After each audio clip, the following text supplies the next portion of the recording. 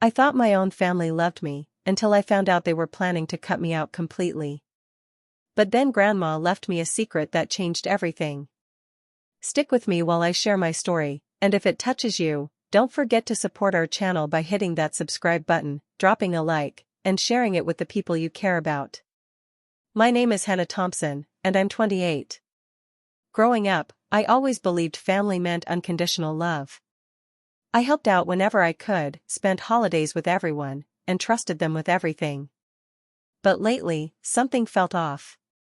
At first, I thought I was imagining things. Conversations felt strained, laughter seemed forced, and I started noticing that my cousins and even my parents were keeping secrets from me. It was small things at first. My cousin Derek stopped inviting me to family dinners, and my Aunt Vanessa suddenly seemed distant, avoiding eye contact and whispering with others when I walked into the room. Even my parents weren't the same, they were polite but cold, almost like they were waiting for something to happen before speaking. I couldn't put my finger on it, but my gut told me something wasn't right. Despite the tension, I tried to ignore it. I kept showing up, helping out, and keeping the peace, but deep down I felt like an outsider in the home I had always considered mine. Every smile I forced felt heavier than the last. I began to feel invisible, like I didn't matter anymore. Through all this, Grandma Evelyn was my anchor. She's always had this quiet wisdom, the kind that makes you feel safe without saying much.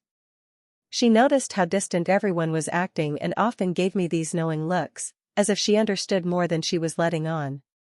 Whenever we were alone, she'd squeeze my hand and say, "Don't worry, Hannah. Things aren't always what they seem." Her words comforted me, but also made me wonder what she was keeping to herself. One evening, I found myself sitting in her cozy living room, surrounded by old photographs and the smell of her baking. We didn't need words to share our thoughts. She just smiled gently, and I could tell she was holding something important back. That night, I left her house with a mix of fear and hope swirling in my chest. I knew something big was coming, something that could change everything I had ever believed about my family. I didn't know it yet, but Grandma Evelyn had a secret, something that would turn my world upside down and give me the chance to take back everything I thought I had lost. I just had to wait and be patient, trusting her guidance while my family unknowingly set the stage for a revelation they could never see coming. From that moment, my life began to shift quietly, building toward a truth that would challenge everything I had ever trusted, and force me to discover the strength I didn't know I had. The weekend came, and with it, another family gathering. I thought it would be like old times, laughter, stories, and warmth, but from the moment I stepped inside, something felt wrong. Conversation stopped when I entered the room, and whispers filled corners where I couldn't see. I tried to smile and join in, but the atmosphere was heavy, almost suffocating. As I walked past the living room, I caught fragments of voices. Derek's voice was sharp and sneering. "We can't let Hannah have any say in the business. She's too naive and too soft to handle anything serious," he said. Aunt Vanessa laughed quietly, adding, "Exactly. She doesn't even know how things work. It's better if she's left out completely." My stomach dropped. I froze in the doorway, listening as they planned to exclude me from decisions I thought were mine by right. It wasn't just about the business, they were talking about inheritance too, dividing up family property and money as if I didn't exist. They spread lies about me, painting me as careless and untrustworthy, hoping everyone would agree to leave me out. I couldn't believe what I was hearing. The people I had loved and trusted were working together to push me aside. My mind raced, trying to understand why they would betray me like this. I felt a mix of shock, hurt, and anger. I had always tried to do right by everyone, yet here they were, scheming behind my back. It hit me that this wasn't a small misunderstanding or a minor disagreement, it was deliberate. I realized I had underestimated just how far they were willing to go. The betrayal cut deeper than I expected, leaving a hollow ache in my chest. Amid all this, I noticed Grandma Evelyn in the corner, quietly sipping her tea. Her eyes met mine for a brief moment, and there was a glint of something I couldn't quite read, knowing, maybe, or concern. She didn't say a word, but I sensed that she had been aware of Derek and Vanessa's intentions all along. That small look gave me hope that I wasn't completely alone in this, that maybe there was someone who understood the truth. The rest of the gathering passed in a blur. I smiled when people talked to me, but it felt forced, hollow. Every laugh, every polite conversation was shadowed by the knowledge of their secret plotting. For the first time, I started to see my family in a new light, not just as loved ones, but as people capable of betrayal. By the end of the day, I realized I needed to think carefully about my next steps. I couldn't confront them blindly. I had to understand the full extent of their plan and find a way to protect myself. And in that moment, I promised myself that no matter what they tried, I wouldn't let their lies and scheming take everything from me. I didn't know how yet, but I sensed that Grandma Evelyn's secret might be the key to turning this betrayal around. After the gathering, I knew I couldn't keep pretending everything was fine. I decided to talk to my parents, Michael and Laura, hoping they would listen, hoping they would understand. I chose a quiet evening, sitting across from them at the kitchen table, my hands trembling slightly as I tried to explain what I had overheard. "Mom, Dad. I heard what Derek and Aunt Vanessa were saying about me. They're planning to cut me out of the family business and the inheritance," I said, my voice shaking. "I thought family meant trust. I thought you'd stand up for me." My father looked away, and my mother sighed, as if I were making a big deal out of nothing. "Hannah, you're overthinking this," my dad said. "Family arguments happen. You're reading too much into it." My mother added, "People say things sometimes. Don't take it so personally." I felt my chest tighten. How could they dismiss me like that? How could the people I loved most in the world act like I was imagining everything? My throat burned, and tears threatened to fall, but I held them back. I felt invisible, betrayed by the very people who were supposed to protect me. For the first time, I questioned my worth, wondering if all my loyalty and love had meant nothing. The hours that followed were some of the loneliest I've ever felt. I wandered through the house, feeling isolated and small, like an intruder in my own life. The betrayal wasn't just about money or business, it was about trust, about the people I thought would always have my back turning away when I needed them most. It hurt more than I could put into words, but somewhere deep inside, I felt a quiet fire of determination. I couldn't let their betrayal define me. I couldn't let it break me. Later that night, I found myself in Grandma Evelyn's room. She was sitting in her armchair, knitting quietly, the soft lamplight casting a warm glow around her. I sat down beside her, unable to hold back the tears any longer. She reached out and took my hand, squeezing it gently.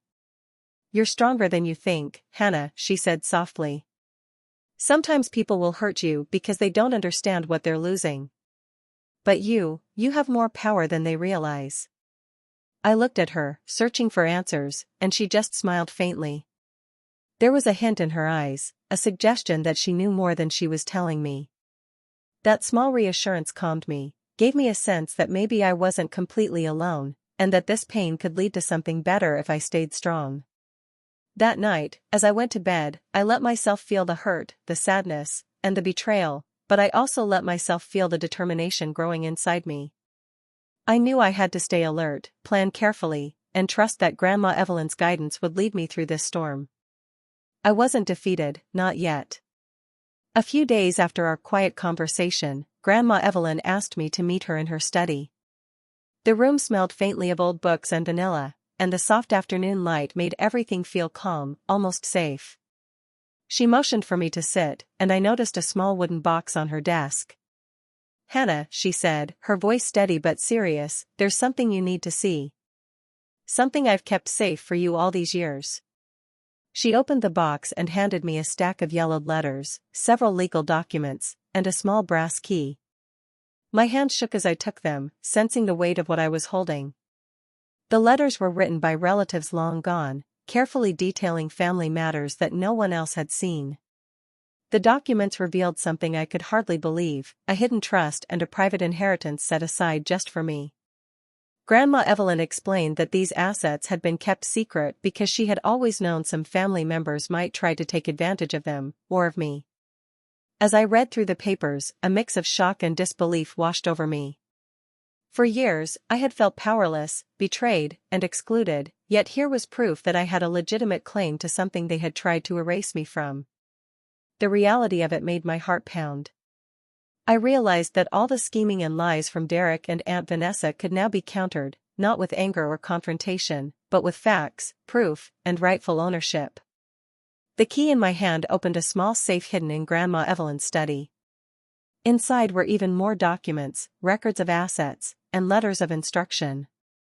Everything pointed to one thing: the family had no legal way to deny me what was rightfully mine. The betrayal that had hurt me so deeply now gave me an unexpected strength. Grandma Evelyn watched me carefully as I absorbed the information. "You have a choice, Hannah," she said gently. "You can let them continue, or you can stand tall and claim what is yours. But remember, patience and planning will give you the upper hand." I felt a surge of empowerment. For the first time in weeks, I wasn't just reacting to their betrayal, I had a plan, a tool that could change everything. The letters, the documents, the key, they weren't just pieces of paper, they were a way to reclaim my dignity, my place in the family, and my future. But with the discovery came a quiet tension. How would I use this secret? When should I reveal it? Could I do it without letting my emotions cloud my judgment? Every detail mattered, and every move had to be precise. That night, I went home carrying the weight of what I had learned and the spark of determination that had been missing for so long. For the first time, I knew I wasn't powerless. I had the leverage I needed, and now the question was how, and when, to use it to turn the betrayal into justice. After discovering the secret from Grandma Evelyn, I knew I couldn't act recklessly. I needed a plan. I started quietly gathering evidence, organizing the letters, documents, and records that proved my claim. Every detail mattered: dates, signatures, accounts. I wanted to make sure that when the time came, there would be no question about my rights. I also met with a lawyer Grandma recommended, someone who specialized in family estates and trusts. The meetings were private and professional, and I took careful notes. Each discussion made me feel more confident. I realized that I wasn't just fighting for money or property, I was reclaiming respect and fairness that had been denied to me. Meanwhile, I watched my family closely. At dinners, gatherings, and even casual visits, I paid attention to their conversations, their expressions, and their behavior. Derek and Aunt Vanessa were arrogant, believing they had already won. They spoke as if I didn't matter, made jokes at my expense, and assumed I wouldn't challenge them. That overconfidence only fueled my determination. I began thinking strategically. This wasn't about yelling, confronting, or letting anger take control. It was about planning every step carefully, keeping my intentions hidden until the right moment. I listed out what I needed: proof, legal backing, and timing. I imagined scenarios where they might try to interfere and prepared responses in my mind. At the same time, I had to be careful. Some moments made me nervous: tiny glances from Derek, whispered conversations that stopped when I entered the room. I sensed that they might notice my actions if I wasn't cautious. The tension was high. I had to move silently, like a shadow, making sure no one suspected that I was building my case. Through all this, my mindset shifted. I wasn't just hurt or betrayed anymore. I was focused, calculating, and ready to act when the time was right. Each document I organized, each plan I considered, strengthened my resolve. The fear and sadness that had consumed me before were replaced with clarity and purpose. Even Grandma Evelyn noticed the change. She would smile softly when I spoke about my next steps, never giving advice I didn't ask for but quietly approving of my careful approach. Her confidence in me reminded me that I wasn't alone, that I had someone guiding me through this delicate process. By the end of those weeks, I felt ready. I had built a strong foundation, gathered the proof I needed, and understood my family's weaknesses. The stage was set. Soon, the betrayal that had left me feeling powerless would backfire, and I would have the chance to reclaim what was mine, not with anger, but with strategy, patience, and undeniable evidence. The thought of the moment when they realized I was no longer under their control made my heart race. I knew it would be powerful. I just had to wait for the perfect time to act. A few days later, I decided it was time to confront Derek directly.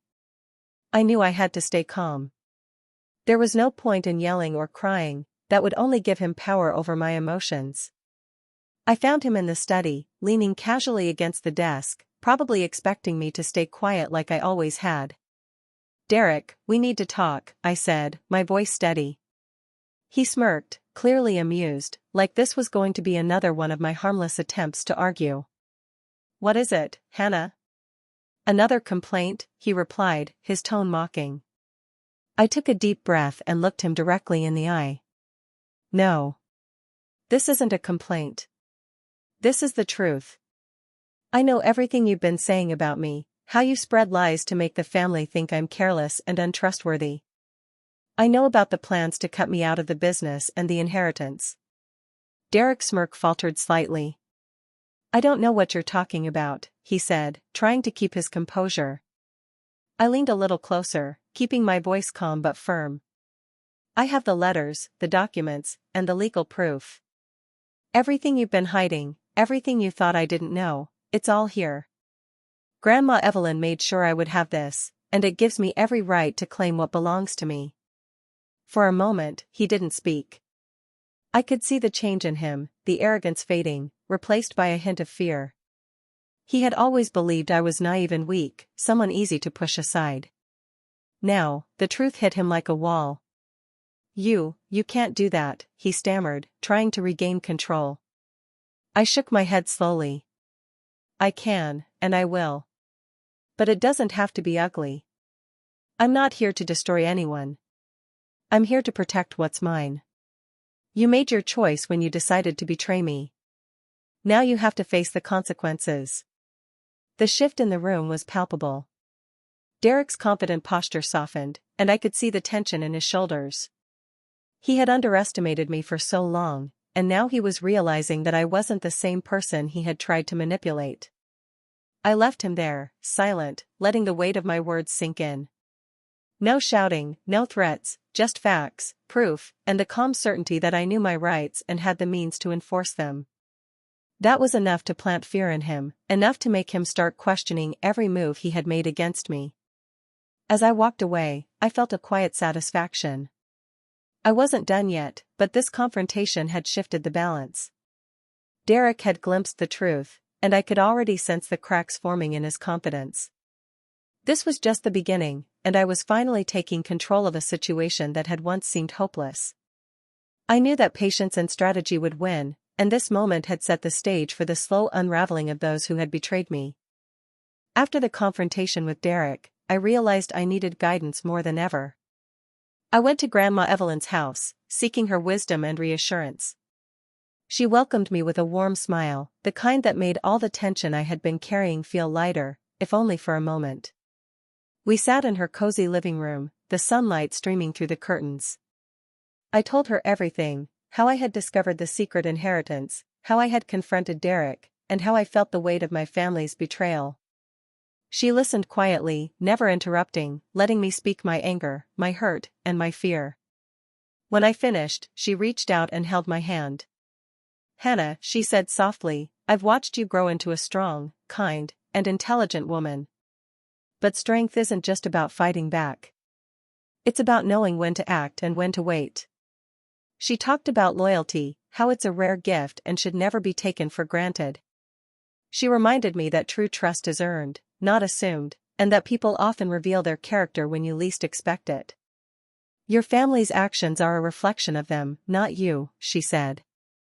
"Never let their betrayal make you doubt your worth." Grandma Evelyn also spoke about self-respect. "You have something no one can take from you, your dignity. Revenge can feel satisfying, but losing yourself in it will cost more than any money or inheritance ever could.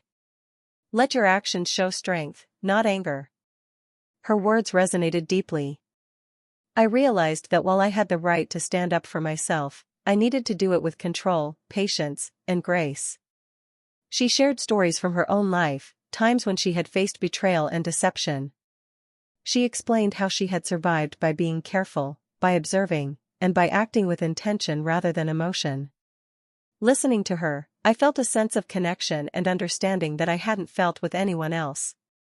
Her wisdom was like a guidepost, showing me not just how to reclaim what was mine, but how to do it without losing myself in the process. Before I left, Grandma Evelyn gave me one final piece of advice: be careful, Hannah. Let people underestimate you if they must, but always remember your power. The sweetest victories are the ones that come quietly, without unnecessary drama. Protect yourself, plan carefully, and never forget who you are. Walking home that day, I felt a renewed sense of clarity and purpose. I wasn't alone. I had Grandma Evelyn's guidance, her quiet strength, and the knowledge that my dignity was more important than any temporary satisfaction of anger. Her wisdom became the anchor I needed, grounding me as I prepared for the challenges ahead, knowing that the path I chose would define me more than any betrayal ever could. I realized then that the bond between Grandma and me was unbreakable. She had given me the tools to face my family, to reclaim what was mine, and to do it with intelligence, patience, and heart. The moment I had been preparing for finally arrived. I decided it was time to let the truth come out, carefully and deliberately. I called a family meeting under the pretense of discussing routine matters. Everyone gathered, not knowing what was coming. I stayed calm, remembering Grandma Evelyn's advice: patience and dignity matter more than anger. I began by laying out the facts. I presented the letters, the legal documents, and the proof of the secret trust. I explained the plans I had overheard, Derek and Aunt Vanessa's lies, their schemes to cut me out of the business and inheritance, and the ways they tried to make me seem unworthy. I spoke clearly, without shouting or accusation, letting the evidence speak for itself. The room went silent. Some family members shifted uncomfortably in their seats. Derek tried to interrupt, but I held up my hand and continued. I am not here to cause drama or humiliation, I said. I am only here to show the truth. The facts are clear, and my rights cannot be denied. Aunt Vanessa's face turned pale, and Derek's smirk disappeared completely. My parents exchanged uneasy glances, realizing for the first time that I had always had the upper hand. Some tried to deny it at first, offering excuses and half-hearted apologies, but the documents left no room for argument. Each revelation added weight to the truth I had been holding carefully for so long. I could feel the shift in the room. The power dynamics had changed. For years, they had underestimated me, thinking I was naive or weak. Now, the reality was undeniable: I was capable, prepared, and fully in control of the situation. I wasn't just claiming property or money, I was reclaiming my respect, my voice, and my place in the family. What struck me most was how quiet it all was. There were no screams or heated arguments, just stunned faces and the realization that the truth could not be ignored. I felt a strange mix of satisfaction and relief. The years of betrayal and hurt had led to this moment, and I was standing tall, calm, and dignified. After the meeting, some family members approached me cautiously, trying to make sense of what had happened. I answered politely but firmly, reinforcing the idea that I had no intention of revenge. Justice had been served simply by showing the truth, and that was enough. That night, I sat alone in my room, reflecting on what had happened. The weight I had carried for so long, the betrayal, the hurt, and the doubt, began to lift. I realized that reclaiming my inheritance was only part of the victory. The greater triumph was regaining my confidence, my dignity, and the respect I had always deserved. For the first time in years, I felt truly seen, not as a naive family member to be dismissed, but as someone strong, capable, and in control of her own life. The truth had done the work, and it had set me free. The days after the family meeting were tense.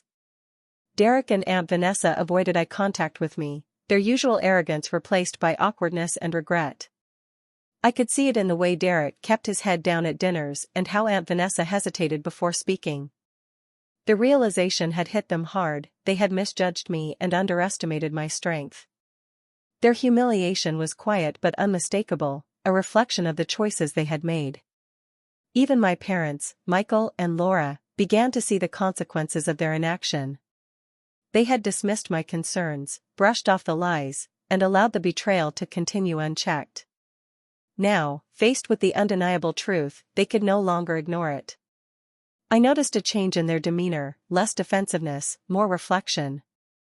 They started treating me differently, with a newfound respect and recognition that I had always been right to trust my instincts. For me, the relief was immense. I had not only secured my rightful inheritance, but I had also reclaimed my place within the family. I no longer felt powerless or overlooked. The sense of security, both emotional and material, allowed me to breathe more freely, to finally relax without the weight of fear or uncertainty pressing down on me. But the most important change was within myself. I realized how much I had grown through this experience.